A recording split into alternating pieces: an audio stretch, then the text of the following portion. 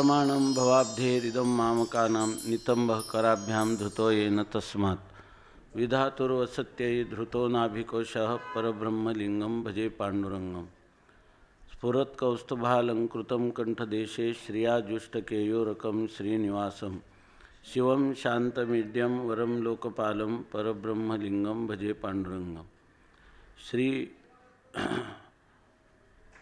रुक्मिणी प्राणसंजीवन पंढरीनाथ पांडुरंगाच्या असीम अनुकंपेने आपण अमृतानुभव नावाचा श्रीमन निवृत्तीनाथ महाराजांच्या श्रीगुरूंच्या आज्ञेवरून ज्या ग्रंथाची प्रवृत्ती झाली अशा ग्रंथाचं विवरणात्मक चिंतन करण्याला आपण प्रवृत्त झालो। त्यामध्ये आत्तापर्यंत श्लोकपंचक आणि अमृतानुभवातील प्रथम प्रकरण जे प्रकृती पुरुष किंवा शिवशक्ती समावेशन या प्रकरण समाप्तीनंतर आपण आता द्वितीय प्रकरणातील गुरुवंदना ह्या प्रकरणातील 25व्या पाहिल्या। आता 26व्या ओवीला आरंभ होत आहे। आता जो तो इही शब्दी के मिळव अनुमानाची मांदी हा प्रमाणाही ओ निधी कोणाही मा।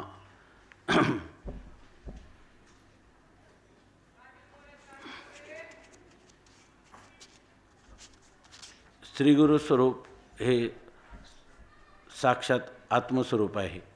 म्हणजे आत्म्यालाच श्रीगुरु असं या प्रकरणामध्ये माऊली म्हणतात की आत्मा आणि श्रीगुरु हे दोन फक्त शब्द आहेत, दोन्हींचा अर्थ मात्र आत्मा असा एकच अर्थ आहे। तेव्हा आता त्या आत्मस्वरूपाचं ज्ञान मिळवायचं किंवा श्रीगुरूंच्या स्वरूपाचं ज्ञान संपादन करायचं म्हटलं तर काय करायला पाहिजे, तर त्याविषयी सांगतात। व्यवहारामध्ये शास्त्रीय व्यवहार किंवा लोकव्यवहारामध्ये प्रमाणाच्या द्वारा प्रमेयाचं ज्ञान करून घेण्याची पद्धती आहे। उदाहरणार्थ कोणत्याही इंद्रियांना इंद्रिय प्रत्यक्ष असतं त्याला नैयायिक किंवा वैशेषिक हे इंद्रिय किंवा मनाच्या द्वारा ज्याचं प्रत्यक्ष ज्ञान होतं, म्हणजे इंद्रिय आणि विषय यांच्या संबंधातून ज्ञान होतं त्याला प्रत्यक्ष ज्ञान असं म्हणतात। किंवा अनुमान प्रमाणावरून हेतूवरून साध्याचं ज्ञान होतं, बरोबर ना। हेतूवरून साध्याचं ज्ञान करतं। यत् सत्वे यत् सत्वम यदाभावे यद अभावा अशा प्रकाराने अनुमान प्रमाणाने अनुमिती प्रमेयचं साधन अनुमान प्रमाण आहे किंवा उपमिती प्रमेयचं साधन उपमान प्रमाण आहे। शब्द प्रमेयचं साधन शब्द प्रमाण आहे। अर्थापत्ती प्रमाणाचं साधन संपाद्य संपादक भाव, बरोबर ना। किंवा अर्थापत्ती किंवा अन्यथानुपपत्ती हे आहे। आणि अभाव प्रमेयचं साधन पदार्थाचा अभाव प्रमाण आहे। अशा प्रकाराने बाकीचेही प्रमाण आहे, आयतीय प्रमाण आहे, अभिनय प्रमाण आहे। परंतु व्यवहारामध्ये या 6 प्रमाणांना प्रमाण मानण्याची पद्धती आहे। इतकंच नाही तर वेदांतामध्ये देखील ही 6 प्रमाणं मानली जातात। काही पदार्थांचं ज्ञान प्रत्यक्ष प्रमाणाने होतं, काहींचं ज्ञान अनुमान प्रमाणाने होतं। म्हणजे प्रमाणाशिवाय आणि हे जे आबाधित अर्थाला विषय करणारं जे ज्ञान आहे ते ज्ञान कधी प्रमाणापासून होणारं असलेलं जे ज्ञान आहे ते ज्या प्रमेयाला दाखवतं ते व्यवहारामध्ये त्या प्रमेयाचा बाध होत नाही। परंतु आत्मस्वरूपाचं ज्ञान करायला गेलं तर यापैकी कोणत्याही प्रमाणाचा उपयोग त्या ठिकाणी नाही किंवा ह्या प्रमाणाने आत्मदर्शन करून दिलं, अगदी शब्द प्रमाण जरी असलं तरी त्या आत्मस्वरूपाचं यथार्थ ज्ञान करून देऊ शकत नाही। याचं सगळ्यात मूळ कारण काय असेल तर ही प्रमाणं काय करतात की जे प्रमाणवृत्ती जी आहे ती वृत्ती त्या पदार्थापर्यंत जाते आणि पदार्थाच्या आकाराची होते आणि त्या पदार्थावर असणारा अज्ञानाच्या आवरणाचा भंग करते आणि तिच्यामध्ये असणारा जो चिदाभास तो चिदाभास त्या पदार्थाचं ज्ञान करून देतो। ही पदार्थ ज्ञानाची रीती आपण आतापर्यंत पाहत आलो। परंतु ह्या प्रमाणं जी आहेत ज्या प्रमाणे ज्या आत्मस्वरूपाचं ज्ञान करून घ्यायचं तो आत्मस्वयंप्रकाश आहे। त्या स्वयंप्रकाश आत्म्यावर अज्ञानाचं कधी आवरणच झालं नाही। त्यामुळं ही वृत्ती आवरणभंगाचं कार्य करण्याचं काही कारणच नाही। जर आत्म्याच्या ठिकाणी अज्ञान आवरण असेल तर ते प्रमाण काय करतील, त्या अज्ञान आवरणाचा भंग करतील। तसं इंद्रिय आणि विषयांचा किती संबंध झाला किंवा अंतःकरण वृत्ती आणि विषय यांचं एकदेशस्थितत्व झालं म्हणजे आपण म्हणतो की ते प्रत्यक्ष ज्ञान होतं. परंतु या ठिकाणी अशा प्रकारचं अंतःकरण वृत्ती आणि विषय यांचं एकदेशस्थितत्वसुद्धा कधी होऊ शकत नाही. कारण हा आत्मा जो आहे तो इंद्रियांना अविषय आहे. निरवयव असणारा आत्मा हा इंद्रियांच्याद्वारा कधी जाणला जाऊ शकत नाही. त्या ठिकाणी जर तुम्हाला अनुमान प्रमाणाने जायचं असेल तर अनुमान प्रमाणामध्ये हेतू आणि साध्य का हेतू आणि साध्य यांचं नित्य काय असतं, साहचर्य असतं, एकदेशस्थितत्व असतं. तर तशा प्रकाराने त्याचं कधीतरी तुम्हाला प्रत्यक्ष ज्ञान झालेलं असतं. पण या ठिकाणी आत्मा हा कधीच प्रत्यक्ष ज्ञानाचा विषय झाला नाही. त्यामुळं अनुमान प्रमाणाच्या द्वारा तो जाणू शकत नाही. तसं उपमान प्रमाण देण्यासाठी आत्म्यासारखा दुसरा आत्म्याच्या सजातीय किंवा थोडासा त्याच्यामध्ये काही भिन्न असा दुसरा पदार्थ नाही. तसंच आत्मशब्द प्रमाण जो आहे तर ते शब्द प्रमाण कितीही जरी प्रबल प्रमाण असलं तरी ते शब्द प्रमाण स्वरूपावरील अज्ञानाचं आवरण भंग करण्याला समर्थ नाही. कारण आवरणच नाही अशी स्थिती आहे. ती स्थिती आहे अर्थापत्ती प्रमाणाची. त्याच्यामध्ये संपाद्य संपादक भाव असतो. तसं या आत्मा हा कधीही संपाद्य किंवा संपादक झालेला नाही. आणि याविषयी अभाव जो आहे तर आत्मा हा भावरूप असल्यामुळं अभाव आणि तो काय आहे सर्व अभावांचा प्रतियोगी आहे. म्हणजे प्रागाभाव, प्रध्वंसाभाव, आत्यंताभाव आणि अन्योन्याभाव आणि सामयिक अभाव या सगळ्याच अभावांचा आत्मा हा अप्रतियोगी असल्यामुळं आत्म्याचं अभाव प्रमाण देखील ज्ञान करून देऊ शकत नाही. म्हणून या ठिकाणी सांगतात आता जो तो इही शब्दी. आता जो तो ह्याचं शब्दाने आपण जो म्हटलं तर परोक्ष आहे. आत्म्याचं कधीच परोक्ष नाही. आत्म्याचं नित्य अपरोक्षच आहे. यत साक्षात अपरोक्षात ब्रह्म. आत्मा ज्ञात नाही, माझं मला ज्ञान नाही असा कोणताच काळ आपण सिद्ध करू शकत नाही. कोणतीही व्यक्ती घ्या त्या ठिकाणी त्याला माझं मला अज्ञान आहे असं कोणी कबूल करणार नाही. मी आहे आणि माझं मला ज्ञान आहे. त्यामुळं सद्रूप आणि स्फुरद्रूप असणारा आत्मा नाही असा कोणालाही अनुभव नाही. सगळ्यांना मी आहे असाच अनुभव आहे. तेव्हा त्या ठिकाणी ही जे अनुमान प्रमाण आहे त्याचे प्रत्यक्ष धापलं ते कोणतं अर्थापत्ती जे प्रमाण आहे ते सुद्धा शब्द प्रमाणसुद्धा त्याच्या ठिकाणी संपाद्य संपादक भाव नाही. त्यामुळं अन्यथानुपपत्तीने देखील आत्म्याचं ज्ञान होणार नाही आणि आत्म्याचा कधीच अभाव होत नाही. आत्ता सांगितल्याप्रमाणे सगळ्या अभावांचा तो प्रतियोगी आहे. आत्मा पूर्वी नव्हता आणि आता आहे असं त्याचा प्रागभाव सांगता येत नाही. आत्म्याचा नाश झाल्यानंतर होणारा भाव प्रध्वंसाभाव सांगता येत नाही. आणि आत्म्याच्या अतिरिक्त दुसरा पदार्थ नाही म्हणून अन्योन्याभाव सांगता येत नाही. आणि आत्मा भावरूप आहे म्हणून त्याचा अत्यंत अभाव पण सांगता येत नाही. आणि आत्मा हा कालपरिच्छेदाने कधीच युक्त झाला नाही म्हणून त्याचा सामयिक अभावसुद्धा सांगता येत नाही. असा ह्या सगळ्या अभावांचा अप्रतियोगी आत्मा आहे. म्हणून तो जो तो इही शब्दी अशा कोणत्याही शब्दाने के मिळवू अनुमानाची मांदी. अनुमानाची मांदी म्हणजे अनुमानांचा संबंध अनेक प्रकारचे असणारी अनुमानं, बरोबर ना. त्या अनुमानांचा समूह आम्ही काय जमा करावा का जमा करून त्याचा उपयोग काय आहे. स्वयंप्रकाश आत्म्याचा तो जे काही शब्द आहेत अर्थापत्ती प्रमाणाला धरून, शब्द प्रमाणाला धरून, प्रत्यक्ष प्रमाणाला धरून ह्या शब्दांनी अनुमानाची कितीही जरी आम्ही साध्य, हेतू, पक्ष हे सर्व जरी पंचावयव घेतले आणि त्यांनी एखाद्या पदार्थाची सिद्धी करण्याचा प्रयत्न केला तरी आम्हाला ही सिद्धी कधीही होणार नाही. म्हणून ते म्हणतात हा प्रमाणाही येवो निधी कोणाही मा काही. तो कोणताही प्रमाण जे आहे त्या प्रमाणाला आपल्या समोरच येऊ देत नाही. कारण त्या प्रमाणाची त्याला आवश्यकताच नाही आणि त्या प्रमाणाने त्याच्या स्वयंप्रकाश असणाऱ्या आत्म्याचं प्रकाशन करण्याची आवश्यकताही त्याला त्या ठिकाणी नाही. बरं, तो जरी स्वयंप्रकाश असला तरी त्याच्यावर अज्ञानाचं आवरण आहे असं म्हणाल तर अज्ञानाचं आवरणही त्याला कधी नाही असतं तर त्याला स्वयंप्रकाशत्व त्याचं काय झालं असतं, बाधित झालं असतं. परंतु माझा मला कधी विसर नाही आणि माझं मला कधी अज्ञानही नाही. त्यामुळं प्रमाणाने त्याला आपल्या स्वरूपाचं विस्मरण झाले, ते स्मरण करून द्यायचं तर विस्मरण झालं नाही. प्रमाणाने त्याला आपल्या स्वरूपाचं ज्ञान करून द्यायचं म्हटलं तर स्वरूपाचं अज्ञान कधी झालं नाही. म्हणून हा कोणाही प्रमाणा ओ निधी मा किंवा हा प्रमाणाही ओ निधी कोणाही मा अशा प्रकारे सांगितलं. इथं मात्र पाठभेद असा आहे, हा प्रमाणही ओ निधी कोणाही मा म्हणजे कोणत्याही प्रमाणाला आपल्या समोरच येऊ देत नाही. म्हणून आत्मस्वरूपाचं ज्ञान हे ज्ञान जे आहे आत्म्याला प्रमेय करायचं आणि कोणत्या तरी प्रमाणाने त्या आत्मस्वरूपाचं ज्ञान होईल अशा प्रकारची धारणा करणं हे अतिशय चुकीचं काम आहे किंवा हे निरर्थक आहे. या ठिकाणी त्याचं काहीही उपयोगिता नाही. आत्म्याला पहिल्यांदा प्रमाणाच्या द्वारा प्रमेय आत्मा झालाच नाही. तो काय नित्य अनुभूत असणारा आत्मा आहे. तो प्रमेय झाला आणि मग प्रमाणाने त्याचं प्रकाशन केलं असं कधी होणारही नाही. म्हणून म्हणतात की तो कोणाही ओ निधी प्रमाणा ओ निधी कोणाही मा कोणालाही तो ओ देत नाही.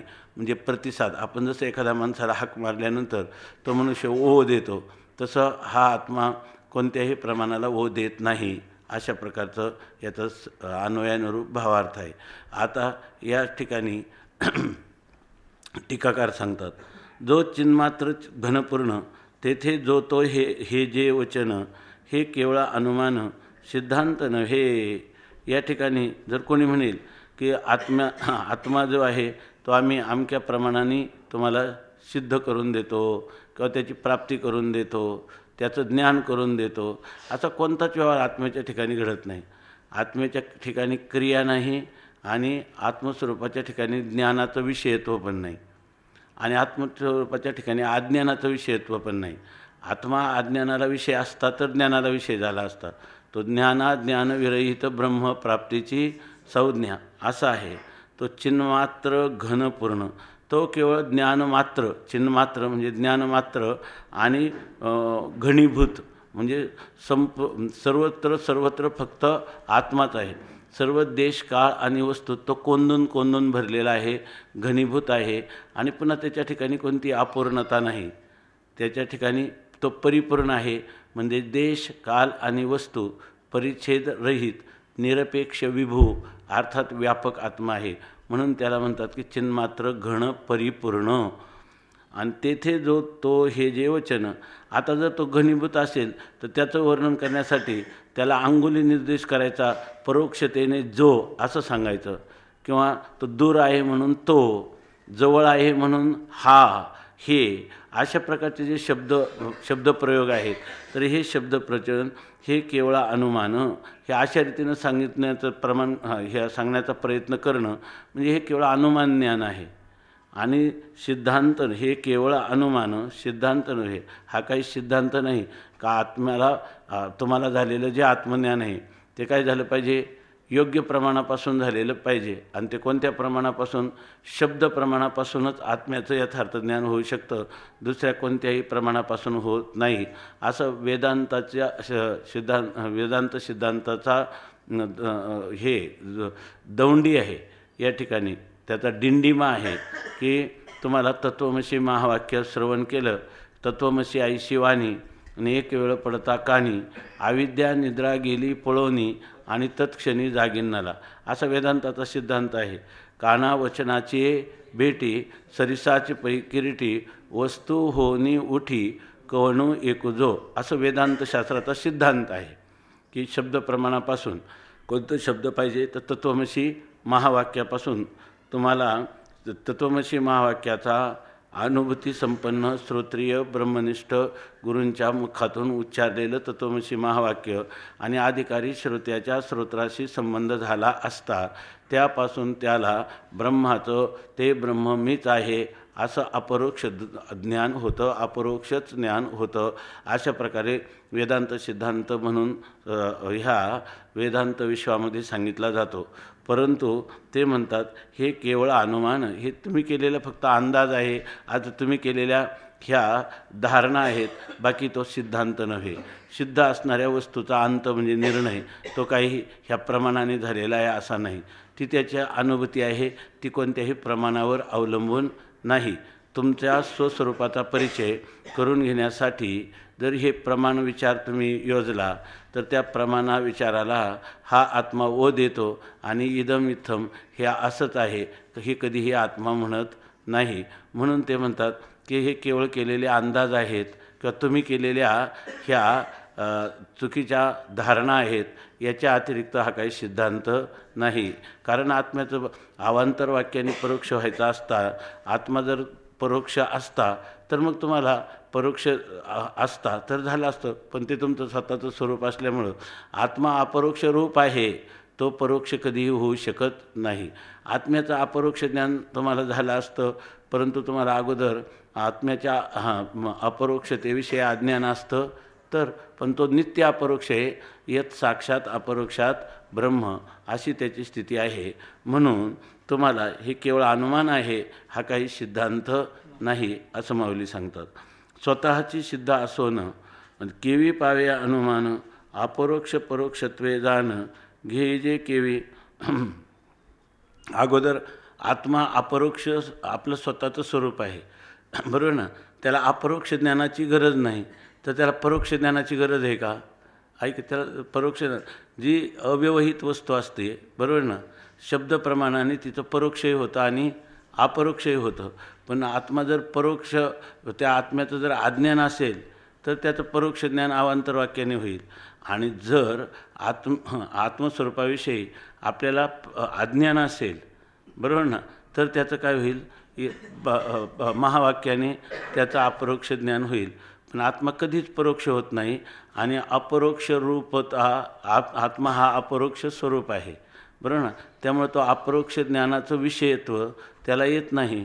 म्हणून या ठिकाणी हे सिद्धांत नव्हे, तुम्ही सांगितलेला हा सिद्धांत नाही.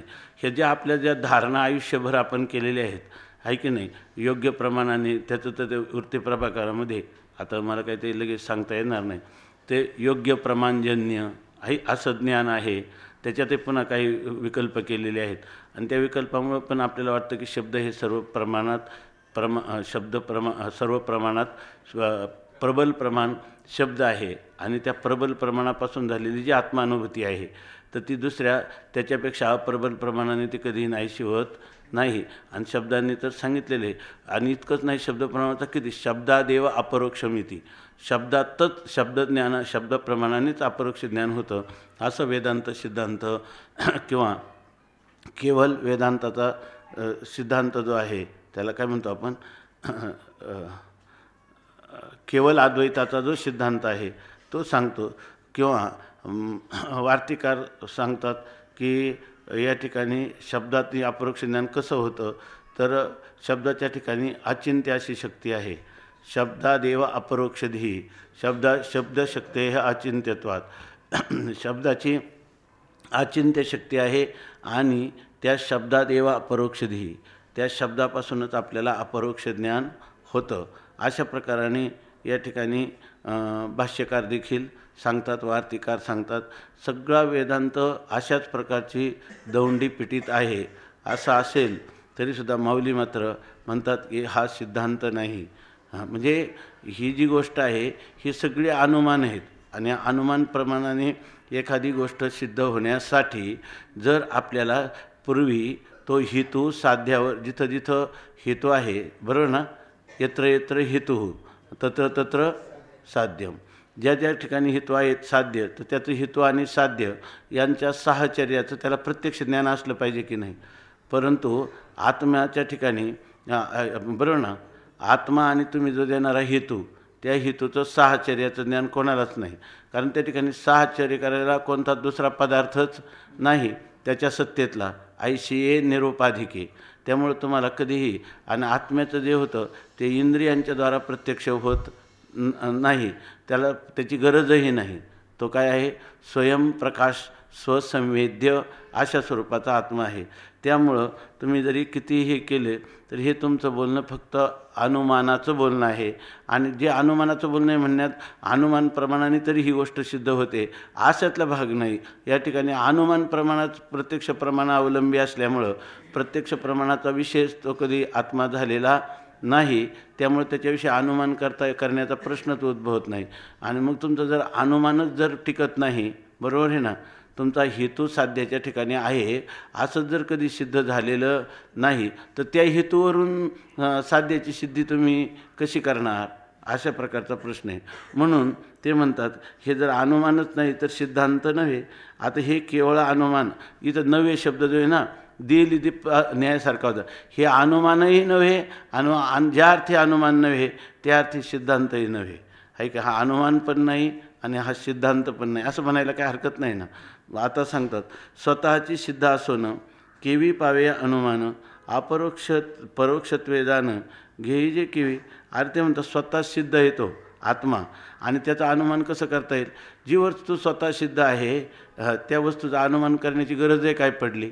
त्याचं अनुमान कशाला कर? जे स्वतः येत साक्षात अपरोक्षात आहे आणि ते अनुमानाने सिद्ध करायला गेले तुम्ही.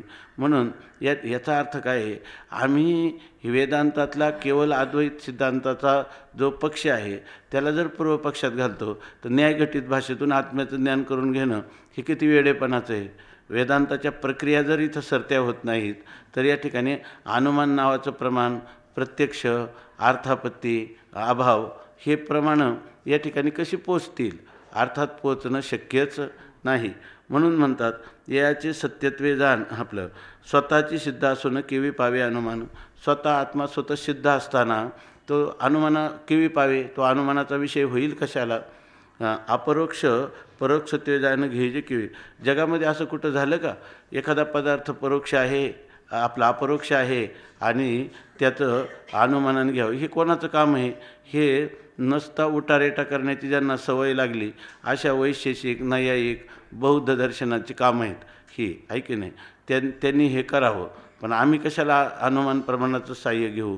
म्हणून स्वतः सिद्ध असून केवी पावे अनुमान, तो अनुमानाचा विषय होईलच कसा? स्वतःसिद्ध पदार्थ. अपरोक्ष परोक्ष हे कसं आहे माहिती आहे का?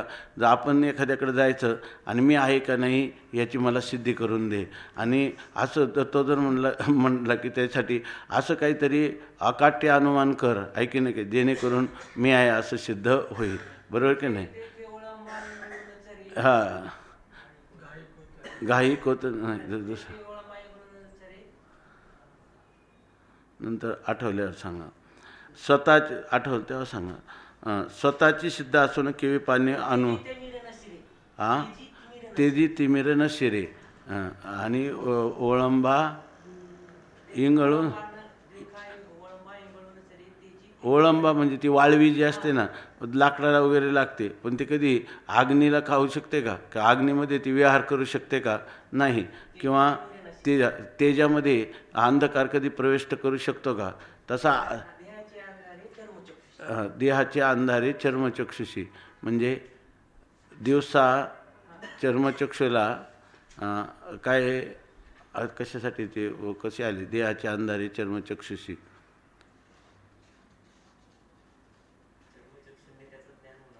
नाही, ते तर दुसरं काहीतरी भाव आहे, आता लक्षात येईल. तर तसं ह्या प्रमाणांचा विचार जसा आहे तो प्रमाणांचा विचार आत्मस्वरूपापर्यंत पोचू शकत नाही, हे त्याच्यामध्ये मुख्य अगदी. आणि देहाचे अंधारे चर्मचक्षुषी ह्याचा दुसरा भाव आहे काहीतरी. असं कोणी करील का हो? जी गोष्ट आपल्याला अपरोक्ष आहे त्याच्यासाठी अवांतर वाक्यांनी आम्हाला परोक्ष ज्ञान झालं पाहिजे आणि महावाक्यांनी अपरोक्ष ज्ञान झालेलं पाहिजे का? तो अपरोक्ष रूपच आहे. जो अपरोक्ष रूप आहे तो अपरोक्ष ज्ञानाचा कधी विषयच होत नाही. तर त्यामुळं बघा, जीवनामध्ये जेवढं केलेलं असेल शास्त्रीय चिंतन तेवढ्यावर पाणी फिरवतात की नाही माऊली सगळे.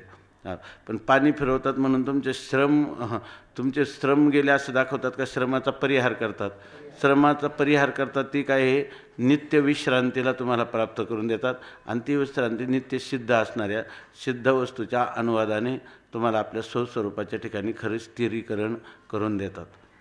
आता सांगतात ययाचे सत्यत्वे जाण प्रणवही वाचारंभण वेदन मात्र ते वेद्य होऊन ठाकेल काय.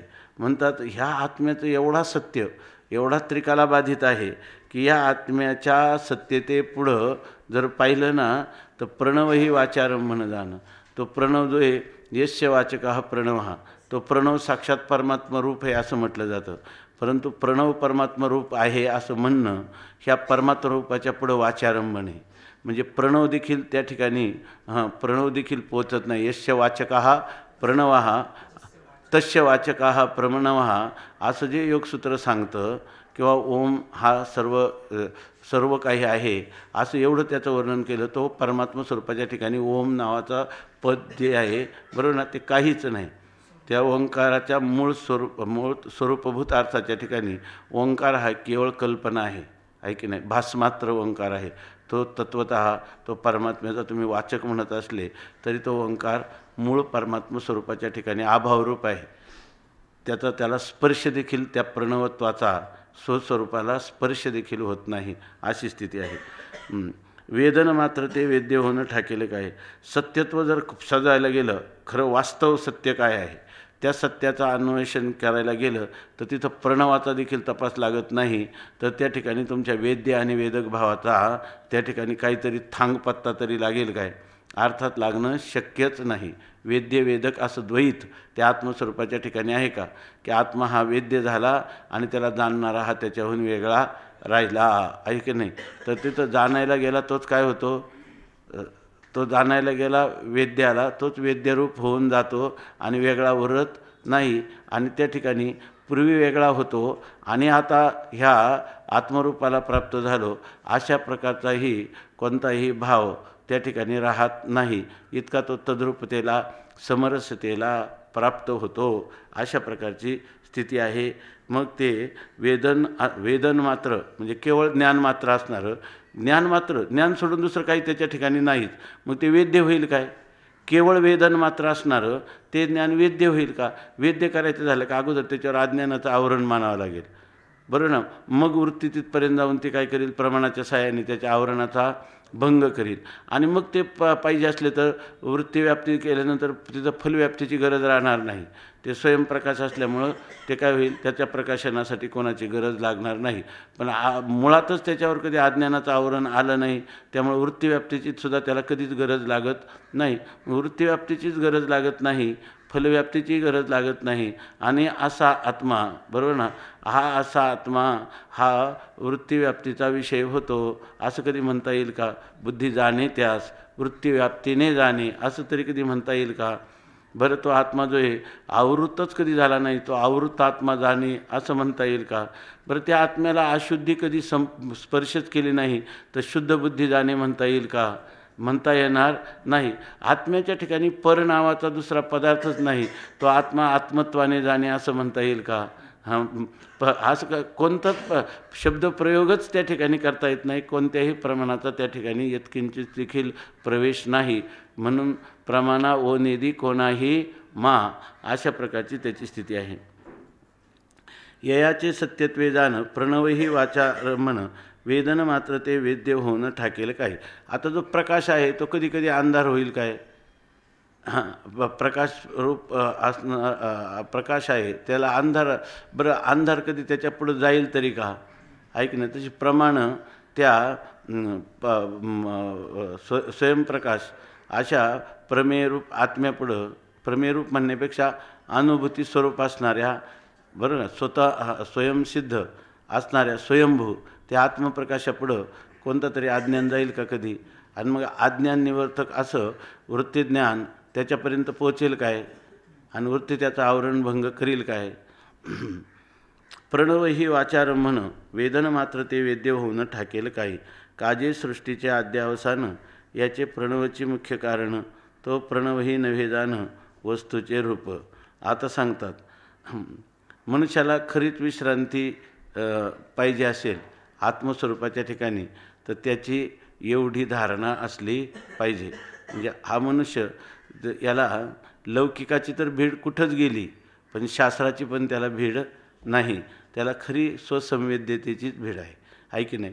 खरं आपल्या सत्याचीच भीड आहे, सत्याचीच भीड आहे, दुसरं कोणतंही भीड त्याला नाही. तर तो ज्या सत्यात जाऊन त्या ठिकाणी सगळ्या श्रमाचा परिहार करेल, तिथं आता तो मागं पाहिल का पुन्हा. मागं हा प्रमाण विचार, शास्त्र विचार, त्यांच्या प्रक्रिया, हे बरं ना, ते स्वामीजी म्हणाले प्रक्रिया फाटा कुछ नाही आहे. तर त्या ठिकाणी काय खरोखरच कोणत्या गोष्टीचा विचार करेल, अर्थात करणार नाही.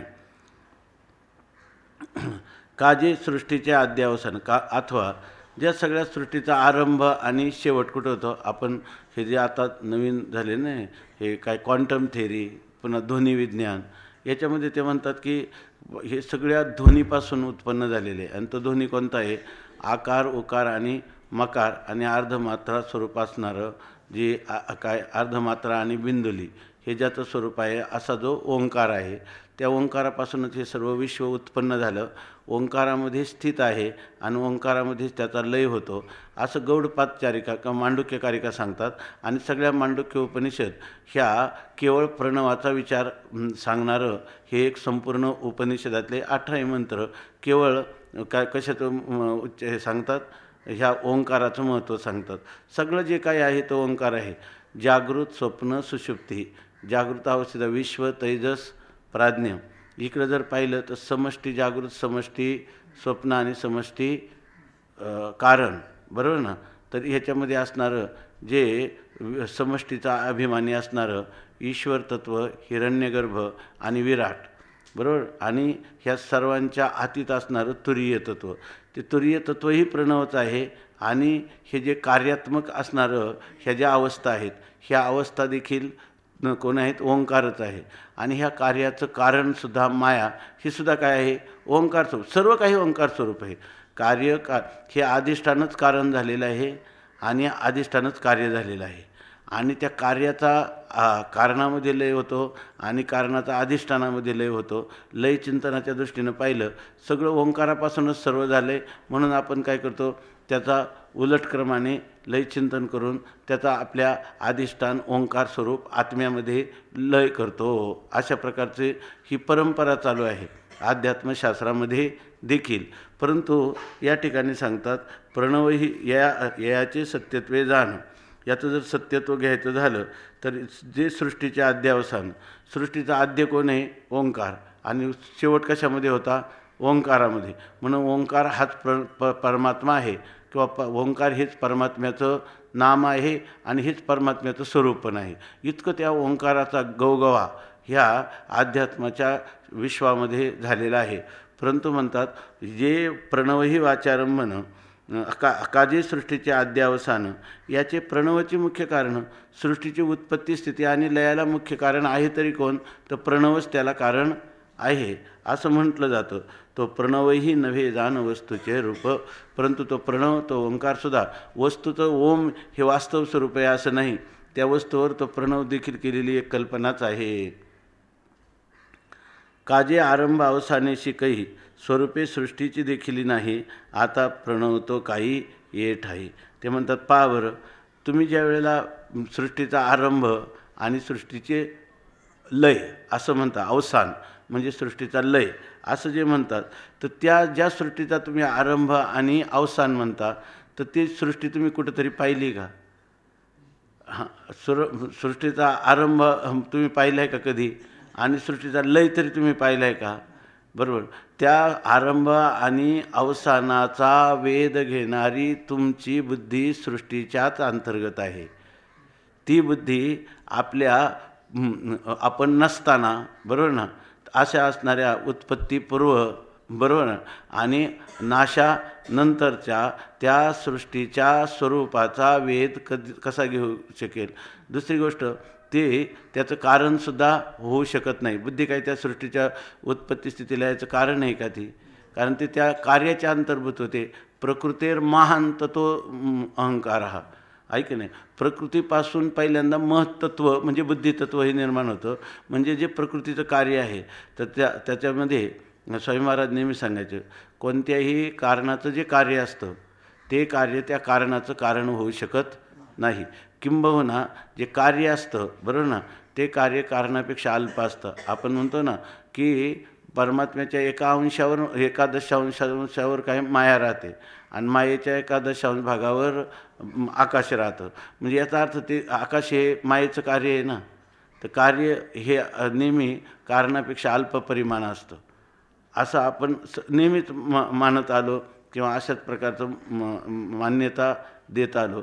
तर त्याप्रमाणे जर पाहिलं तर ही बुद्धितत्वाला हे आपलं चुकीचीच गोष्ट आहे की नाही. बुद्धीच्या द्वारा जगताच्या उत्पत्तीच्या आणि लयाच्या अवसानामध्ये, बरोबर ना, म्हणजे लयामध्ये राहणारं जे तत्त्व ते आता आपण कोणत्या तरी अशा प्रकारचा विचार करू, तर्काने म्हणा, इंद्रियगम्य म्हणा किंवा शब्दप्रमाणाने म्हणा, अर्थापत्ती किंवा अनुपलब्धी ह्या प्रमाणाच्या द्वारा त्याला त्या जगताच्या आदी आणि अंताच्या, बरोबर ना, अंताला अवशिष्ट राहणारं, बरोबर ना, जे तत्त्व आहे ते मी बुद्धीला जाणीन असं म्हणणं ही गोष्ट हास्यास्पद आहे का नाही, आहे की नाही. आणि सगळे आता वैज्ञानिक काय म्हणतात की आम्ही नवीन शोध लावला, पण ते कोणाचा कारणाचा शोध कसा लागेल?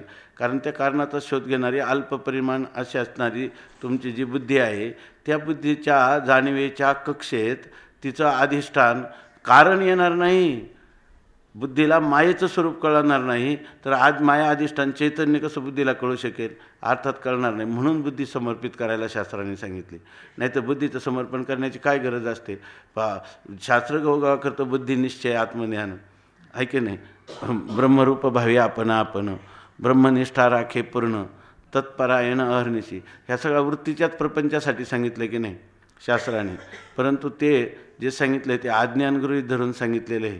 फक्त अज्ञानाचं आवरण दूर झाल्यानंतर जी खाली राहणारी जी ज्ञानानुभूती, बरोबर ना, केवळ ज्ञानमात्राची, सन्मात्राची, आनंदमात्राची होणारी जी अनुभूती आहे त्या अनुभूतीचं प्रकाशन करण्यासाठी कशाची गरज नाही. अज्ञान एकदा निवृत्त झाल्यानंतर जे अवशिष्ट राहणारं जे तत्त्व आहे ते अनावृत्त आहे आणि ते नित्य अनावृत्त आहे. त्याच्या ठिकाणी तुम्ही अज्ञान मानायचं आणि प्रमाणाच्या द्वारा, बरोबर आहे ना, त्या अज्ञानाची निवृत्ती करायचा प्रयत्न करायचा. हा नसता उद्योग नाही का, आहे की नाही. म्हणून हे जे हिशेब आहेत हे हिशेबसुद्धा आपल्याला कळायलासुद्धा खूप श्रम आहेत आणि हे श्रम आपण उतारवयात घेऊ शकत नाही. हे श्रम आत्ताच दे टोले जोवरी असे तप्त लाल लोखंड येईल आकारास कसे झाल्यावर मग ते थंड. हे हिशेब आपल्याला कळले. भलेही एका जीवनात आपल्याला घेता आले नाही, अंगावर घेता आलं नाही, तरीसुद्धा काही प्रतिबंध असतील तर प्रतिबंधाच्या निवृत्तीची आपण योग्य ती साधनं करू की नाही त्याच्याविषयी आपलं मन साशंक राहिलेलं नाही, आहे की नाही. कोणत्या प्रतिबंधाचं निवर्त कोणतं साधन आहे हे जर आपल्याला गुरुकृपेने हरिकृपेने जर गोष्ट कळली असेल तर आपण योग्य मार्गावरच राहू की नाही. आणि समजा काही कमी पडलं तर आईच्या गर्भातच ज्ञान होईल, आहे की नाही, बालपणातच होईल, पुन्हा पुढच्या तारुण्यातही होईल. आणि जर हे ज्ञान सिद्ध झालं किंवा सिद्ध असलेल्या ज्ञानाचं स्वरूप कळलं आपल्याला, बरोबर, तर या ठिकाणी खरं जीवनमुक्ती नावाचा पदार्थ तो खरं आपणच भोगू की नाही, दुसरं कोणाला ह्या भोग होईल का? म्हणून ह्या गोष्टी कळणं पण फार आवश्यक आहे. ही स्वतःसिद्ध स्वरूप जे आहे याच्याविषयी आपण निशंकपणे जर झालं तर जसं म्हणतात का, निशंकपणे साचार ज्याचे मन म्हणे मी आमर, काळवर्जी त्याचे घर आणि काळ दुर्धर मनशंका. आता हा विचार प्रौढ व्हायला याला उपासनेचे किंवा कर्माचे संस्कार तरी चालतील का? याला अज्ञान आणि अज्ञान सापेक्ष तत्त्वज्ञानाचा संस्कारसुद्धा चालणार नाही. तर कैमुतिक न्यायाने कर्म, उपासना आणि योग याच्याविषयीचा अभिनिवेश धारण केला तर ह्या अजातवादाच्या सिद्धांतामध्ये कधीतरी तुमचा प्रवेश होईल का? कधीही होणार नाही. म्हणून याच्यासाठी जेवढं ब्रह्म अनावृत आहे ना तेवढं अनावृत व्हायला पाहिजे. तेवढं अनावृत व्हायला पाहिजे म्हणजे कोणत्याही प्रकारच्या, बरोबर ना, कोणत्याही प्रकारच्या ज्या धारणा आहेत त्या शास्त्रीय असो की लौकिक असो त्या धारणांना आपण बळी पडता कामा नये. असं जर झालं, आत्मा अनावृत आहे तर तुम्हाला काखेमध्ये कोणती तरी एखादी प्रक्रिया घालून एखादं प्रमेयत्व त्याला देण्याविषयी एखादं प्रमाणाचा विचार मनात ठेवून आणि त्याला कसं सोडता येईल. जे शास्त्राचं एवढं म्हणणं आहे, तस्मात् शास्त्रम प्रमाणन्ते, ते कर्माबाबत प्रमाण आहे, उपासनेबाबत प्रमाण आहे आणि ते तत्त्वज्ञानाविषयी प्रमाण आहे. तेव्हा त्या प्रमाणाचा आम्हाला कसा अवेअर करता येईल, अशी जर तुमच्या ठिकाणी धारणा राहिली तर तुम्ही कधीतरी ह्या अमृतानुभवाच्या अनुभूतीमध्ये रममाण होऊ शकता का? नाही. बरं, तुम्ही समजा आतापर्यंत श्रम केले नसते तर तुम्हाला ह्या अनुभूतीची पण किंमत वाटली नसती. त्याची किंमत तुम्हाला खरी कोणाला आहे? ज्यांनी खूप प्रमाण विचार केलेला आहे, बरोबर ना. ज्यांनी तत्त्वज्ञान ज्याला म्हणतात, आणि त्वमसी महावाक्याचा, तत्त्वमसी महावाक्याचा खूप विचार केलेला आहे. ज्यांनी अवांतर वाक्याचं सुद्धा सत्यज्ञानानंत सत्यम ज्ञानमानंतम ब्रह्म अशा प्रकारचा त्याचा भरपूर त्याच्या ठिकाणी विचार झाला. एवढंच नाही तर परोक्ष ज्ञानकालामध्ये सगळ्याच प्रमाणांना घेऊन त्यांनी विचार केलेला आहे, बरोबर ना. अशा इतकंच नाही तर चित्तशुद्धीची असणारी, चित्ताच्या अशुद्धीची असणारी कारणं, त्या कारणांचं निवर्तक अशी कर्म उपासना ज्यांनी सुद्धा भरपूर केलेली आहे, तोच पुरुष याचा अधिकारी होऊ शकतो. दुसरा कोणी याचा अधिकारी पण होऊ शकत नाही. पण एवढा मोठा अधिकार संपादन केला आणि जर त्याला हे शास्त्र सिद्धांत अनुभूत झाले नाही तर त्याची स्थिती काय आहे? ततः किम ततः किम ततः किम ततः किम अशी त्याची स्थिती आहे. म्हणून माऊली ही गोष्ट आपल्या बुद्धीवर खूप आरूढ करून देतात. आपण सगळ्या गोष्टीचं आपल्याला कौतुक वाटेल, पण ह्या गोष्टीचं कौतुक लवकर वाटत नाही. कारण का तर माणसाचं मन हे विशेषात रमतं, सामान्यात रमत नाही. आणि माऊली आपल्या सामान्य स्वरूपात आपल्याला, सामान्य स्वरूप तुमचं स्वतःसिद्ध आहे आणि तेच खरं तुमचं वास्तव स्वरूप आहे, ही गोष्ट आपल्याला म्हणजे आपल्या मनी मानसी अधिक दृढतम व्हावी एवढा माऊलींचा हा प्रयत्न आहे. आणि याला एकच साधन आहे, श्रद्धावान लभते ज्ञानम. ज्या माऊलीने एवढा वाङ्मय प्रपंच केला त्याच्यामध्ये हा 800 वयांचा जो वाङ्मय प्रपंच आहे हा मनुष्याला परिपूर्णता प्राप्त करून देणारा आहे. त्याच्यामध्ये कोणताही संशय बाळगण्याचं काही कारणच नाही. कारण सांगणारे हे संत सम्राट भगवान ज्ञानोबाराय आहेत आणि जे महाविष्णूचा अवतार आहेत, बरोबर ना. किंवा यांनी हे जे काही भाष्य केले ते जागृत श्रुतीवर, गीतेवर भाष्य केलेले आहे. आणि ते माऊली या ठिकाणी प्रमाण न घेता आपली त्यापासून प्राप्त झालेली जी प्रातिभा अनुभूती, ती प्रतिभा अनुभूती या ठिकाणी सांगतात. आणि शिवाय ह्या अनुभूती असं सांगत नाहीत की ज्या पुरुषाला अमक्या प्रकारचा अधिकार आहे त्याला ती येऊ शकते, बाकीच्यांना येऊ शकत नाही.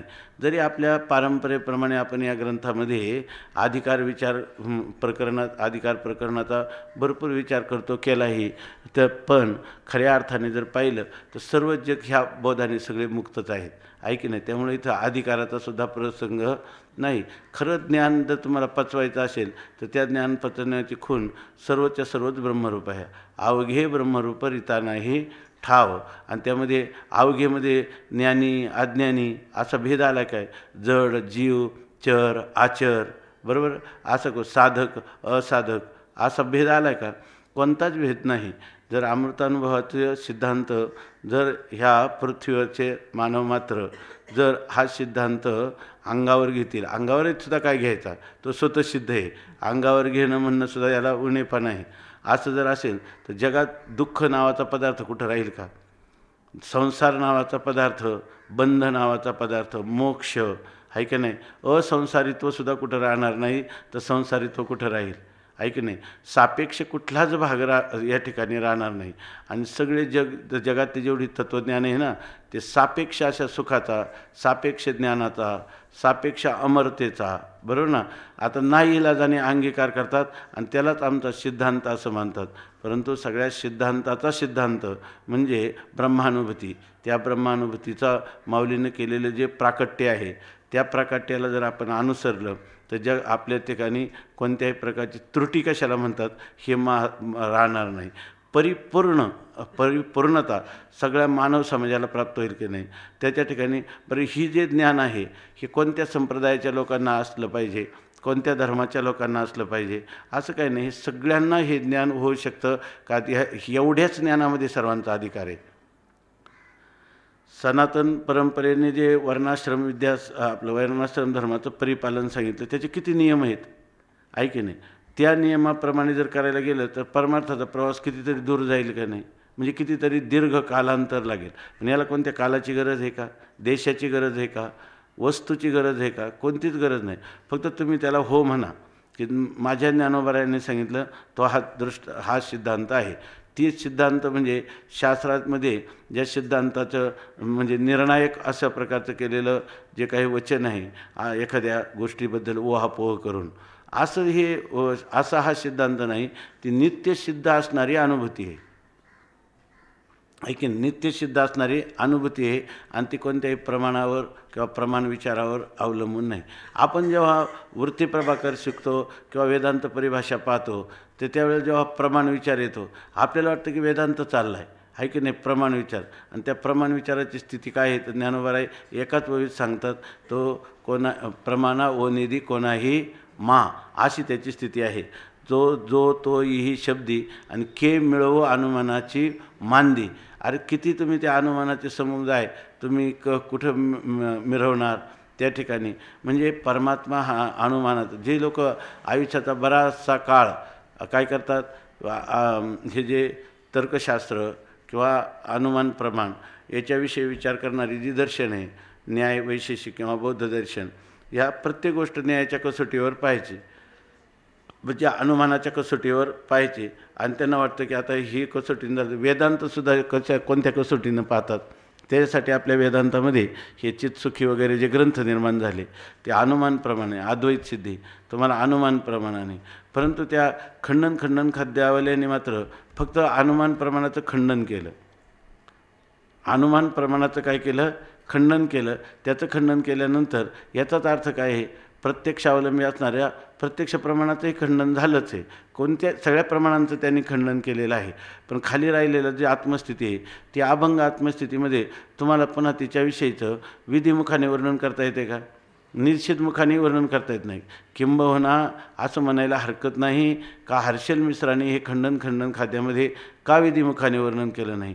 खाली राहिलेला सगळा आत्माच राहिला, त्याला निषेधमुखाने त्याचं अपसिद्धांतांचं खंडन केलं. आत्मा हा निषेधमुखाने पण सांगता येत नाही आणि विधिमुखाने पण सांगता येत नाही, आहे की नाही. तो विधीचाही विषय नाही आणि तो निषेधाचाही विषय नाही. आपल्या स्वरूपाचा कधीच निषेध करता येत नाही. आणि आपलं स्वरूप जे आहे ते स्वरूप इतकं निरपेक्ष व्यापक आहे की त्याचा निर्देश करण्यासाठी विधिमुखाचा सुद्धा त्याला स्पर्श होत नाही. म्हणजे विधी आणि निषेध ह्या दोघांच्याही अतीत असणारं असं जे स्वरूप आहे ते स्वरूपाचे जर मनुष्याला यथार्थ अधिगम झाला तर तिथून पुढं शंकाच राहत नाही. त्याने कोणते ते श्लोक आहे पंचदशीमध्ये, त्याचं नाव चोद्यम वा परिहारो वा क्रियते द्वैत भाषया अद्वैत भाषया चोद्य नास्ति नापी तदुत्तरम, अशा प्रकारची स्थिती आहे. आणि त्या स्थितीचं जे विद्यारण्य स्वामींना अभिप्रेत असणारं जे वर्णन आहे तो हा ग्रंथ आहे की नाही. म्हणजे वेगळं सांगितलं असं काही नाही, पण जे त्याचं मार्मिक रहस्य आहे ते रहस्य माऊलींनी या ग्रंथामध्ये उलगडून दाखवलं. काजे आरंभ अवसाने शिप कही स्वरूपे सृष्टीची देखील नाही, आता प्रणव तो काही ये ठाई. आता आरंभ आणि शेवट यांच्या सहित सृष्टीत जर कधी आत्मस्वरूपाच्या ठिकाणी झाला नाही, सृष्टीच झाली नाही, तर सृष्टीचं कारण असणारा प्रणव हा तिथं कुठं झाला? प्रणव पण त्यांनी आत्मेन स्वरूपाने कधीही पाहिला नाही. मुळी सृष्टीचे भान ते अवघे अनुमान म्हणून प्रणवाशी प्रणवपण ते अनुमानिक. आता ही भूमिका खूप मोठी आहे. आता आपल्या भाग्याने आपल्याला ती कळली किंवा पटली, बरोबर ना, तर फारच चांगली गोष्ट आहे. नाही तर हे म्हणण्याचं धाडस मोठमोठे दार्शनिक सार्वभौमसुद्धा करू शकणार नाही. आता काय सांगतात, मुळी सृष्टीचे भान, आपल्याला ही जी सृष्टी झाली ना तेच अनुमान आहे. कारण काय आहे, आपल्याला काय वाटतं सृष्टी झाली का म्हणून, तर ते आपल्याला दृश्य झाली. मग जे दृश्य आहे तो पदार्थ आहे असं आपल्याला हे अनुमानाचं ज्ञान आहे. चांगलं बघा, जागृतीमध्ये हे जे पदार्थ आहेत हे सुद्धा आपण अनुमानाने मानलेले आहेत असं म्हणायचं. असा अर्थ झाला का? कसे मानले अनुमान संदीप महाराज? तर स्वप्नामध्ये जे पदार्थ दिसतात ना ते स्वप्नकालामध्ये आहेत असा आपला निश्चय होतो, बरोबर आहे ना. स्वप्नकालात ते पदार्थ आहेत असं का? कारण ते दृश्य झाले म्हणून. ज्या पदार्थ ज्या अर्थी दिसतात म्हणून ते आहेत असं अनुमान आपण करतो की नाही. आणि तेच अनुमान जिथं जिथं दिसतं ते असतं असं जे अनुमान आहे बरोबर ना, ते कुठं लावलं आपण? जागृतीला लावलं आहे की नाही. म्हणजे हे खरं जर पाहिलं आणि मग जे दिसतं त्याचं प्रत्यक्ष होतं ना, तिथं इंद्रिय आणि विषयांचा संबंध होतो किंवा अंतःकरणवृत्ती आणि विषयांचं एकदेश तिथं होतं. कोणत्याही प्रकारे प्रत्यक्ष प्रमाण लावा तुम्ही तर त्या ठिकाणी असंच घडतं की नाही. पण वास्तविक असं असतंय का तिथं? त्या ठिकाणी दोन्ही नसतं. ते पदार्थांचा दृश्य आणि द्रष्टाभाव जो आहे तो कल्पित आहे का नाही. त्या ठिकाणी जाग झाल्यानंतर दृश्य जातं तर तत्सापेक्ष आलेला दृष्टाभावही जातो. मग दृश्यदृष्ट्याचा जो व्यवहार मानलेला आहे ती तुम्ही केलेली अनुमानाने केलेली कल्पना आहे का? त्याच्यापेक्षा दुसरं काय आहे? जागृती बरोबर आहे की नाही. ही गोष्ट आपल्याला एकदम ठळक आहे की नाही. तळहातावरच्या आवळ्या इतकी आपल्या अनुभूतीची गोष्ट आहे. पण काय करावं आपल्याला? काय कोआमे भंगा पड गया. सगळी मानवजात भ्रष्ट झाली आहे की नाही. ह्या सिद्धांतापासून आपल्या स्वरूपापासून च्यूत झाली. लक्षात येत आहे नाही. बरं खरं आहे का नाही? आणि हे कोण सांगणार आहेत? माऊली सांगणार आहेत ऐक नाही. याच्यामध्ये मुळीच बरं हे माऊलीच सांगतात असं नाही. वेदसुद्धा तेच सांगतो ना. यत्र पिता अपिता भवती माता अमाता भवती असं तोच सांगतो ना. वेदच सांगतो ना. ही तर ह्या स्वरूप स्थितीत गेल्यावर माता नाही, पिता नाही, काय गुरु नाही, शिष्य नाही, सगळं एकरूपच आहे ऐक नाही. अखंड एक रस असं एकच तत्व आहे. त्याच्यामध्ये दुसरा कोणता पदार्थ झाला नाही, होणं शक्य नाही. आणि ज्यावेळेला तुम्हाला तो दिसतो त्यावेळेला सुद्धा तो पदार्थ स्वरूपात झाला नाही आणि तुम्हाला दिसतो तो फक्त प्रतिती मात्र झाला आहे. आणि प्रतिमात्र पदार्थ अधिष्ठानातच दिसतो, पण अधिष्ठानात त्याचा त्रैकालिक अत्यंताभाव असतो. ही गोष्ट बघा आता आपल्याला एवढे 800 वयात एकदा वाचली आणि एकदा कळून घेतली आणि एकदा आपली धारणा झाली. यांनी होईल काय तुम्हाला वाटतं? यांनी होणार नाही. आपल्याला जसं आपल्या नावाशी किती तादात्म्य केलेलं आहे आपण. मला झोपेत रात्री मी गाढ झोपेत असलो 3 दिवसाची मला झोप नसली आणि त्याच्यामध्ये नारायण हाक मारली तर त्या नारायण नावाला मी पटकन ओ देऊन उठतो आहे की नाही. तिथं काय जे वृत्ती जी आहे तिथं ती वृत्ती काय झाली? अज्ञानात लीन झालेली तरीसुद्धा ओ कसं दिलं आहे की नाही. म्हणून म्हणतात का शब्दशक्ती अचिंत्यत्वात. एवढी त्या शब्दाची शक्ती काय केलेली आहे वर्णन. पण ते शब्दप्रमाणसुद्धा आत्मस्वरूपापर्यंत पोहोचू शकत नाही. आपलं चिंतन याच्यात चाललं की त्या नामाशी किती तादात्म्य झाले. जर कारणात वृत्ती लीन झाली तरी ओ देऊन उठतो, तर या ठिकाणी आपली वृत्तीची किती सूक्ष्मता व्हावं लागेल की ती अधिष्ठानात इतकी समरस झालेली असली पाहिजे का फक्त अधिष्ठानालाच ओ दिली पाहिजे. दुसऱ्या कोणत्याही अधिष्ठानाच्या अतिरिक्त बरोबर ना, दुसऱ्या कोणत्याही पदार्थाच्या सत्ता किंवा अस्तित्व याला थोडंसुद्धा त्याची पर्वा त्याचं जुमानणं त्या वृत्तीच्या ठिकाणी नसलं पाहिजे. तरच आपल्याला ही वेदाची किंवा संतांची हाक जी आहे त्या हाकेला आपण ओ देऊ, नाहीतर ओ देणारच नाही. या ठिकाणी किती पराकोटीची विरक्ती असेल, किती पराकोटीचा विचार असेल, विवेक असेल आणि किती पराकोटीची मुमुक्षुत्व आणि तीव्रतर अशा प्रकारची जिज्ञासा त्याच्या ठिकाणी असेल ऐकी नाही. हे सगळ्या गोष्टी साधन चतुष्टयी संपन्नता त्याची पराकोटीचीच लागेल. आणि जी आपल्याला ज्ञानोबारायांच्या चरित्रामध्ये स्पष्टपणे दिसून येते की ज्या ठिकाणी रागद्वेषाचा कोणताही व्यवहार नाही, भेदाचा व्यवहार नाही, अनुकूल प्रतिकूलतेचा व्यवहार नाही, द्वैताचा व्यवहार नाही ऐके नाही. इतक्या मोठ्या ज्ञानोबारायांना ह्या नामदेवरायांना ज्ञानोबारायांच्या संगतीत परोक्ष ज्ञान नव्हतं काय? परोक्ष ज्ञान होतं, सगुण साक्षात्कार होता. पण ह्या ऐक्यासाठी ज्ञानोबाराय हे त्या काय नाव त्यांचं विसोबा क्षेत्रापेक्षा जास्त लायलायत होते की माझ्या विसोबाला हा बोध कसा व्हावा ऐकी नाही. म्हणून त्याला सर्वत्र परमानंदाची प्रतीती करून दिली की नाही. त्या पिंडीवर पाय ठेवला आणि सर्वत्र हे त्यांनी दाखवलं. कोणाला? नामदेवरायांना. माझ्या नामदेवरायांना माझ्या विसोबाला ह्या अद्वैत अनुभूती यावी की अवाच्य असणारी अनुभूती, याच्यासाठी ज्ञानोबारायांचं मन किती तळमळतं आहे ऐकी नाही. त्यांना गरज नव्हती. त्या नामदेवरायांना तर वाटलं की हे यांनी मला कच्चा ठरवलं वगैरे. ते पाहते अभंग, देवाला तक्रार करतो, एवढा मी तुझ्याशी संवाद करतो, तुला नैवेद्य नामयाचा काय हाते काय नैवेद्य भगवंतानी भक्षण केला काय? फेवरविले देवळं जगा माझी ख्याती, नामदेवा हाती दूध प्याला. अशा नव्हे हा सामान्य महिमा संतांचा आणि नैवेद्य हातीचा मूर्ती जेवी, अशा प्रकारचे नामदेव आहे. पण माझ्या नामदेवाला खरीखुरी शांती परमाशांती प्राप्त व्हावी म्हणून ज्ञानोबरायांनी हे कौतुक केलं की नाही. तसंच ज्ञानोबरायांचं हे अंतःकरण आहे, हे अत्यंत मानवाच्या दुःखाने अत्यंत द्रवीभूत होणारं अंतःकरण आहे. तेव्हा त्या अंतःकरणामध्ये ज्ञानोबरायांनी ह्या विश्वाच्या पाठीवर एक अलौकिक अशा प्रकारची कृती करून ठेवलेली आहे. ज्या कृतीला प्राप्त जे ह्या कृतीच्या अनुसरण केलं किंवा हिच्यामध्ये प्रतिपादित असणारी जी अनुभूती आहे, ती अनुभूती जर आपण आपलं जीवन करू तर जितकं ज्ञानोबरायांचं सुख आहे तेवढंच सुख आपलं होईल. म्हणजे त्या सुखाला कोणताही तरतम भाव कधीच लावता येणार नाही, कारण मुळात नाहीच आहे त्या ठिकाणी, असं आहे की नाही. आता काजे आरंभ अवसानेशी काही स्वरूपे सृष्टीची देखील नाही. आता प्रणवतो काही ये ठाई मुळी सृष्टीचे भान ते अवघे अनुमान म्हणून प्रणवाशी प्रणवपण हे अनुमानिक. प्रणवाला प्रणवपण दिलं की ज्या प्रणवापासून हे सर्व उत्पन्न झालं, ज्याच्यामध्ये स्थित आहे, हे सगळं अनुमानिकच बोलणं नाही का. आता प्रणवाची गती आयशी येथे इतरे अनुमानिक आयशी प्रमेय नव्हे प्रमाणाशी सिद्ध प्रत्यय हा. म्हणतात प्रणवाची अशी गती जर झाली, ही जर प्रणवाची गती म्हणजे प्रणवाची संगती जर अशा प्रकारची ठरली इतर अनुमानिक आयशी, तर काय अनुमाना नाही तर थारा आहे. प्रमेय नव्हे प्रमाणाशी, हा परमात्माच्या ठिकाणी प्रमाणाच्या द्वारा प्रमेयत्व कधीही येत नाही. हा सिद्ध प्रत्यय, हा परमात्मा काय आहे, सिद्ध स्वरूपाने प्रतीत आहे. म्हणजे प्रतिती सिद्ध असणारी प्रतिती हेच त्याचं खरं स्वरूप आहे.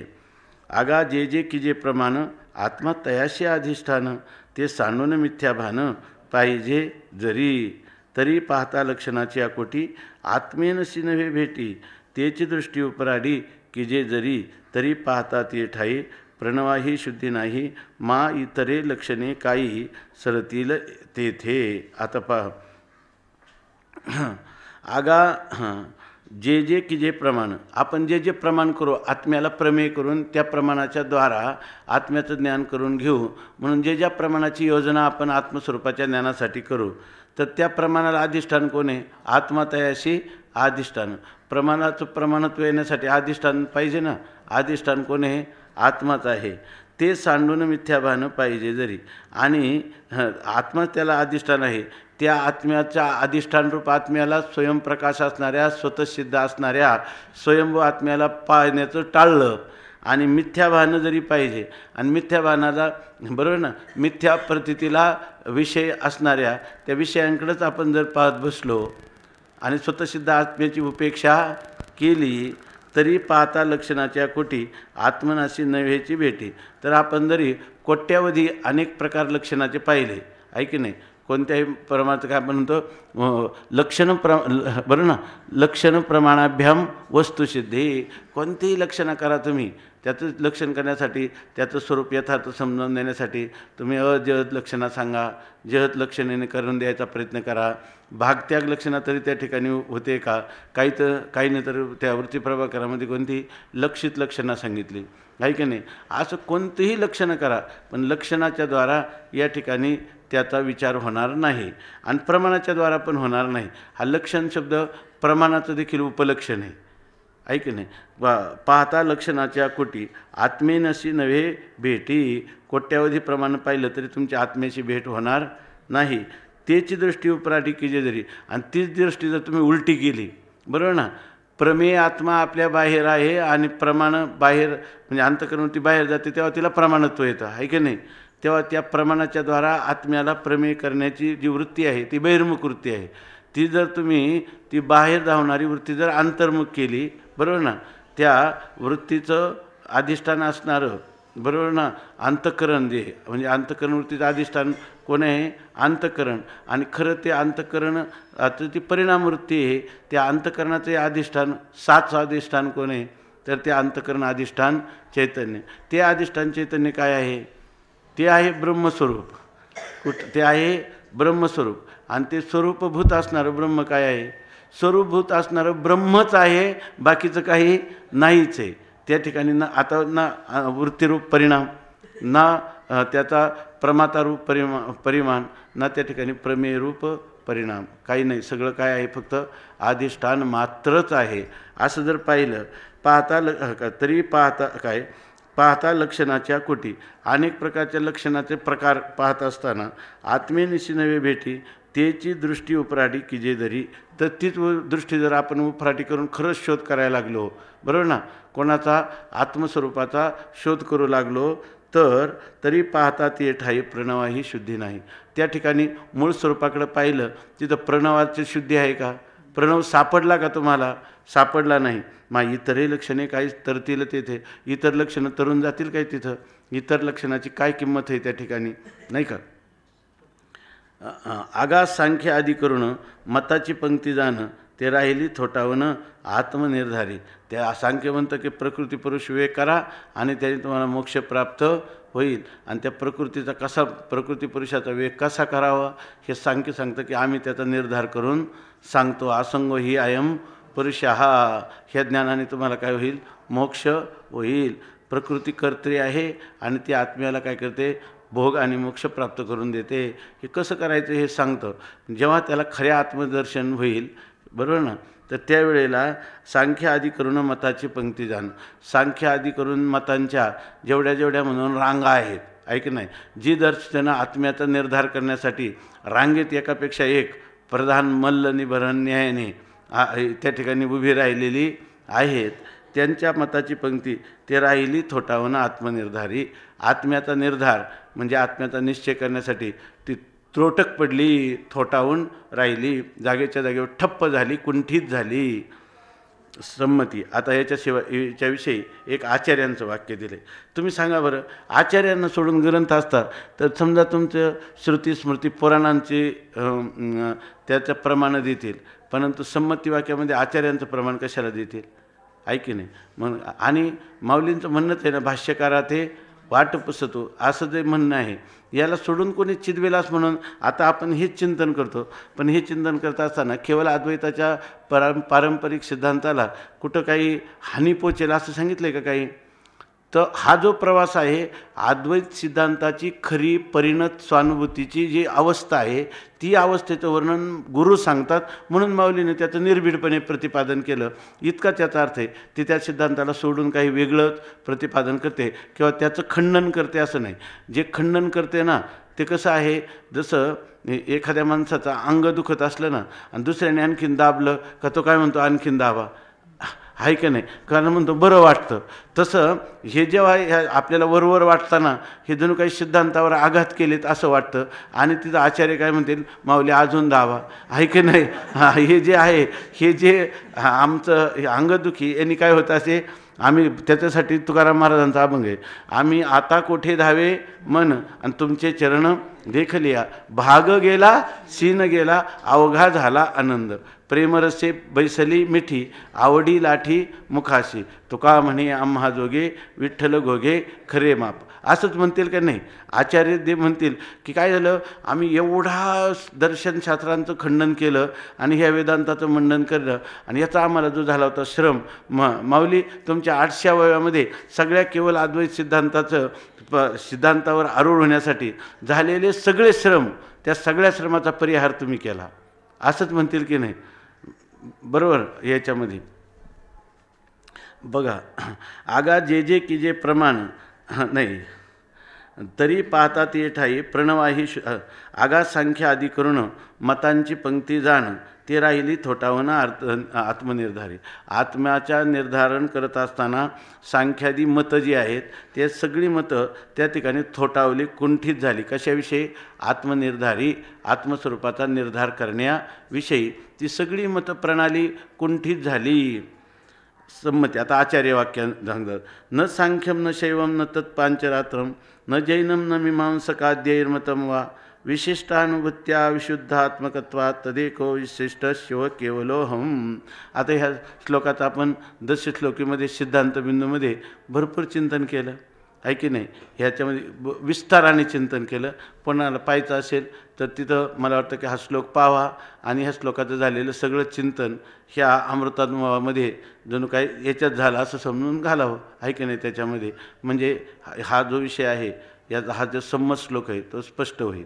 आता सांगतात की सांख्य न शैवम न पांचरात्रम न जैनम न मीमांसकाद्यैर्मतम न विशिष्ट्यानुभूत्या अविशुद्धात्मकत्वात. ह्या सगळ्या ज्या अनुभूती आहेत, ह्या सगळ्या विशिष्ट अनुभूती आहेत. ही निर्विशेष अनुभूती सांगितलेली नाही. त्यामुळं अविशुद्धात्मकत्वात या ठिकाणी ही जी मूळ निर्विशेष अनुभूती आहे ती कशी आहे? अत्यंत विशुद्ध स्वरूपातली आहे. त्यामुळं असा जो बरोबर ना, विशिष्टानुभूत्या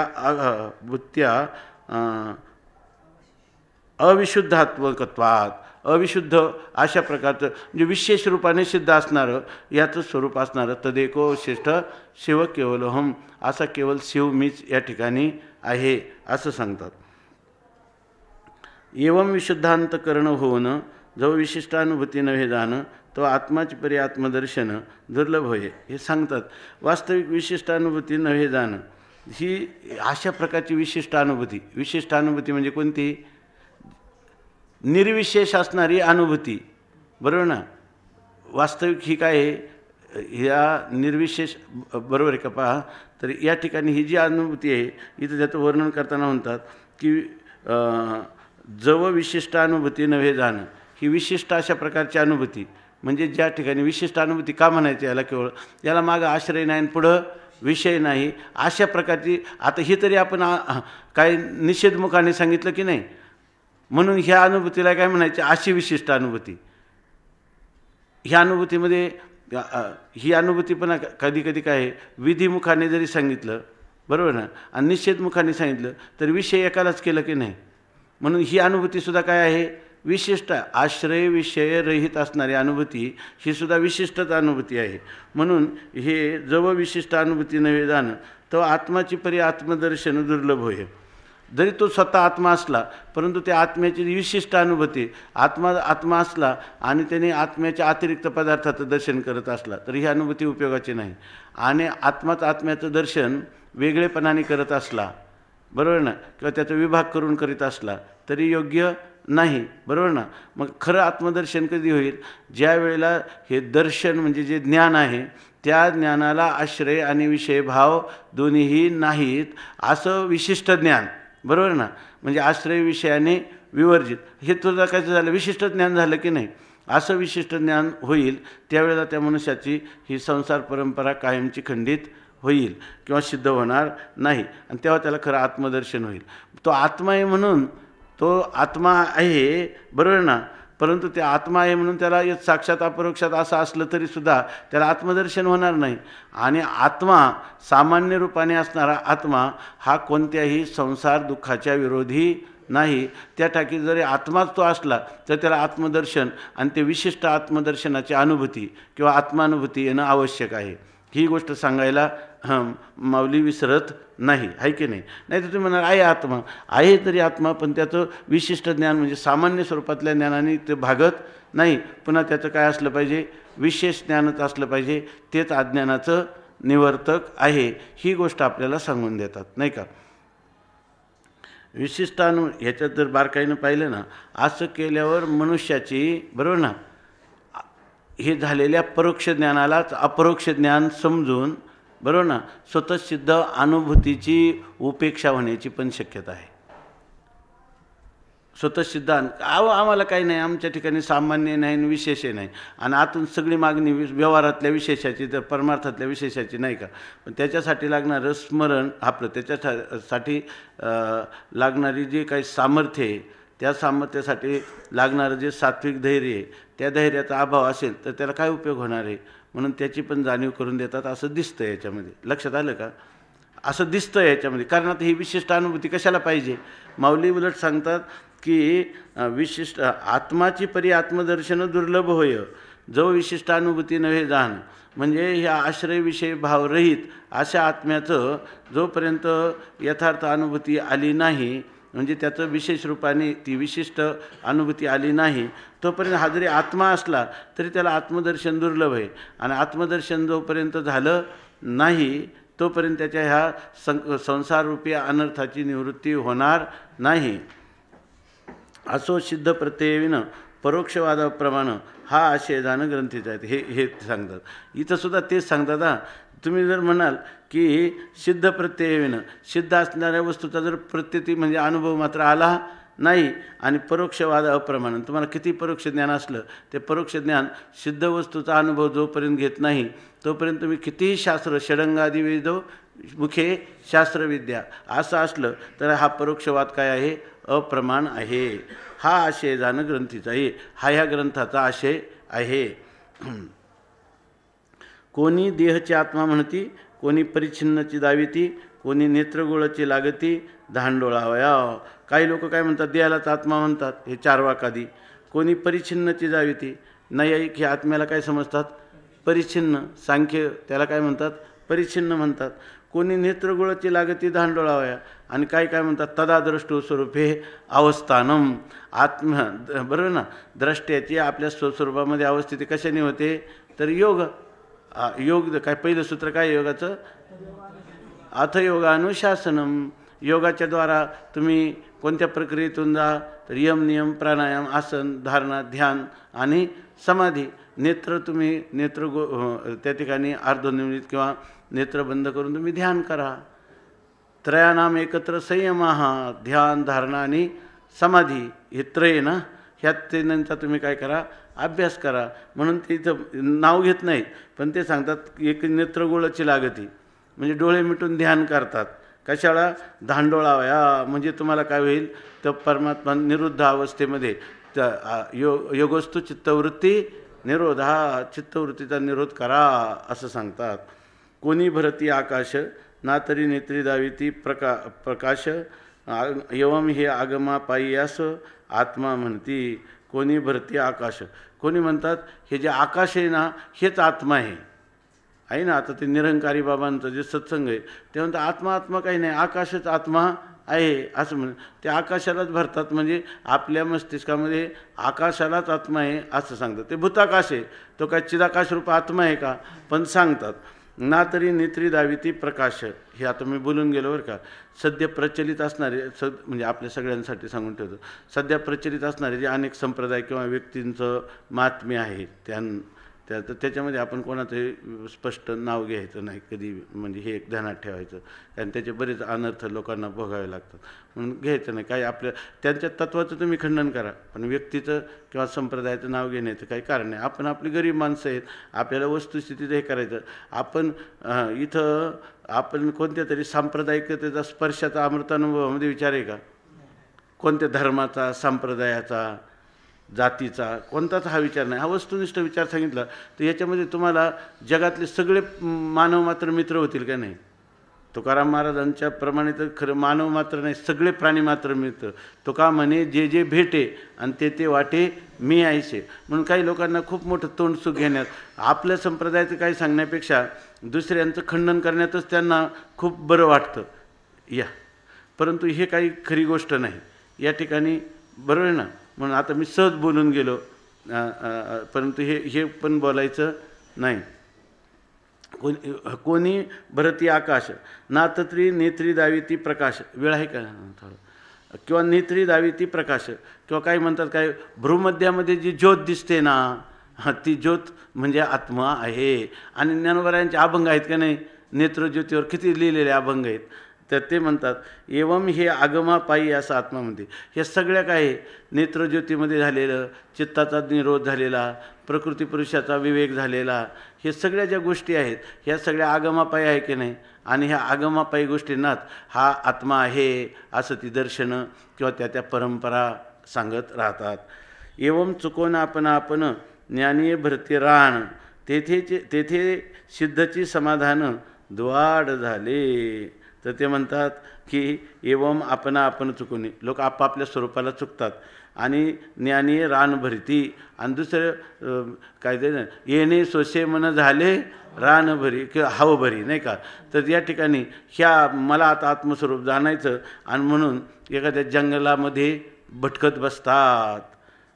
तेथे सिद्धची समाधान. वास्तविक हे जे समाधान जे तुम्हाला शोधायचं आहे ते समाधान बाहेर आहे का ते स्वतः सिद्ध आहे का ते आपलं स्वरूप आहे का ते आपल्या स्वरूपात आहे?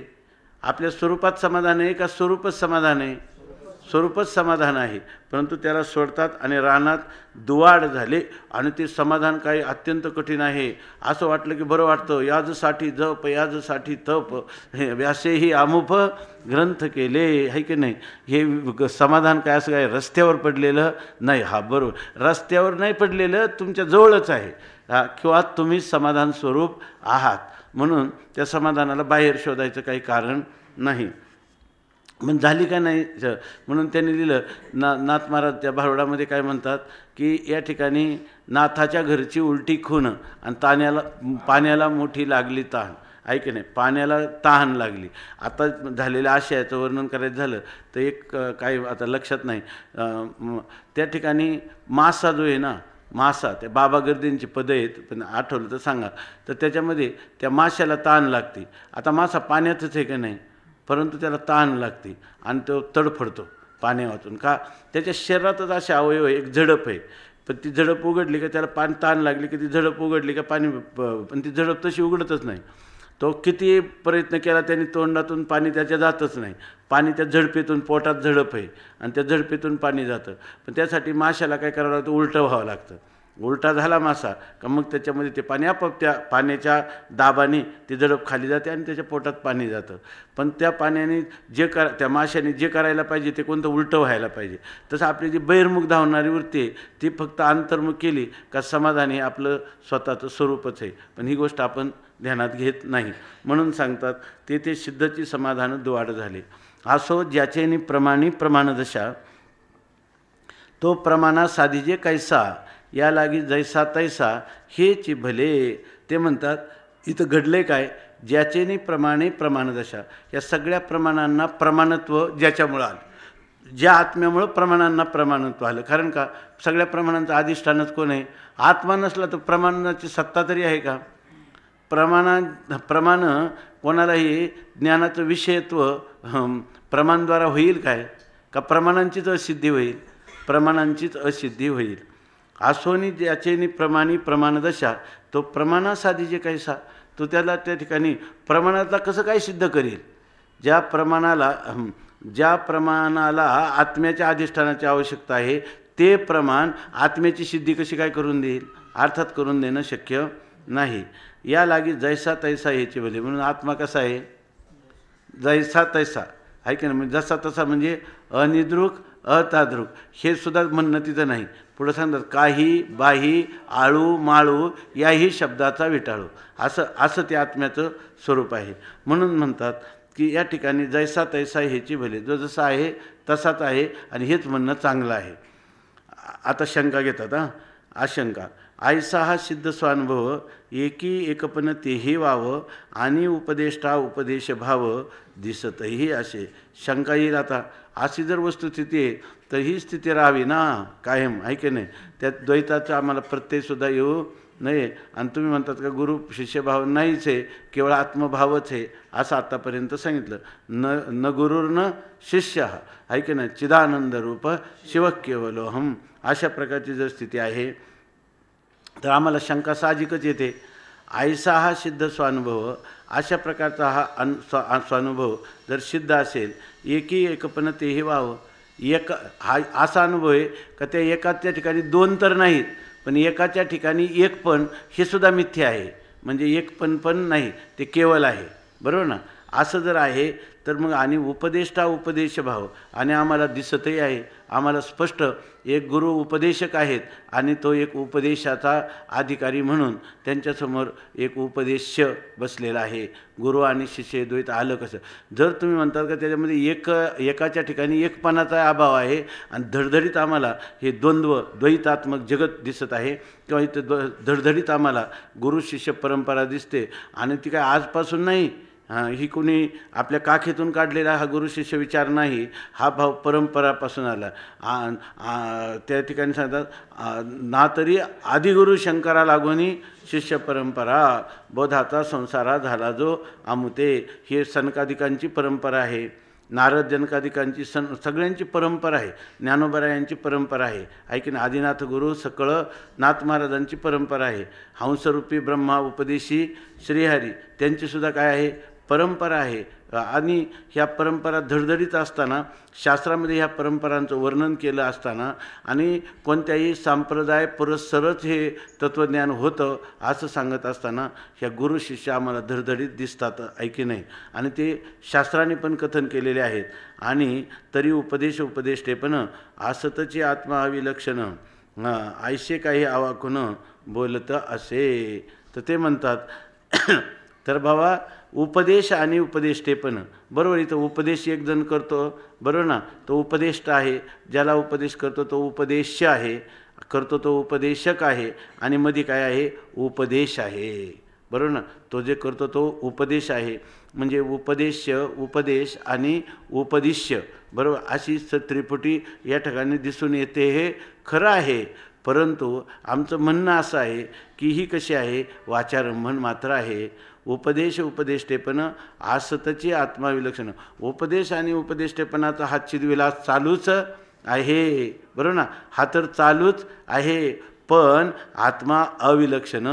हा सगळा उपदेष्टेपण असतची म्हणजे हे असून देखील हा व्यवहार होत असून देखील आत्मा अविलक्षण. आत्म्याच्या ठिकाणी कोणतंही विलक्षणता उत्पन्न होत नाही. आत्मा तुका म्हणे साहे देव आहे तैसा आहे. असा आत्मा हा विलक्षण आहे. ऐसे काही आवाकून बोलत असे. आता हे जे बोलणं आहे याचा आम्ही एक आवाक्यात घेतो बरोबर का. आवाक्यात घेतो आणि तुम्हाला ही गोष्ट अधिक समजावून सांगतो कशी. जेथे शब्दाची लिही पुसे तेनेशी चावळ वैसे दुजयाच्या रागी रुसे एकपणा. जो महत्त्वाची ओवी आहे आपण उद्या पाहू.